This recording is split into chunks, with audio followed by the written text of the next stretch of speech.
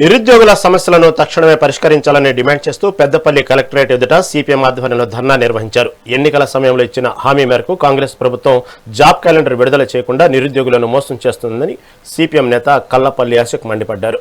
కేంద్ర రాష్ట్ర ప్రభుత్వాలు ఇచ్చిన హామీలను వెంటనే అమలు చేయాలని డిమాండ్ చేశారు.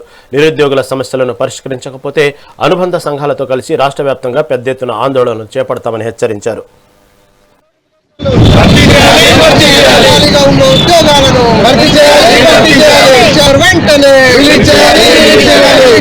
జాబ్ క్యాలెండర్ వెంటనే ఖాళీగున్న ఉద్యోగాలను వెంటనే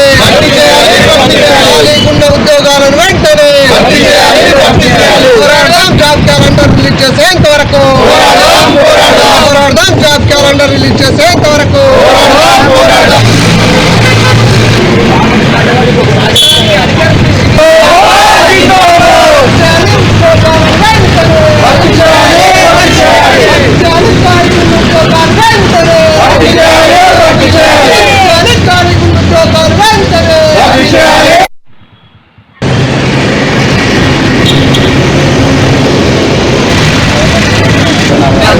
ప్రతి సంవత్సరం కూడా జాబ్ క్యాలెండర్ రిలీజ్ చేస్తాము.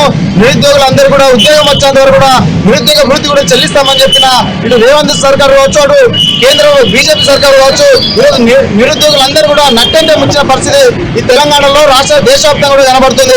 ఈ రోజు తెలంగాణలో 2,000 ఉద్యోగాలు ఉన్నాయని రేవంత్ రెడ్డి మొన్నటికి మొన్న వాళ్ళు పోలీస్ శాఖ కూడా 20,000 ఉద్యోగాలు ఉన్నాయని చెప్పేసి 4,000 మాత్రమే నోటిఫికేషన్ ఇచ్చిన పరిస్థితి ఉంది.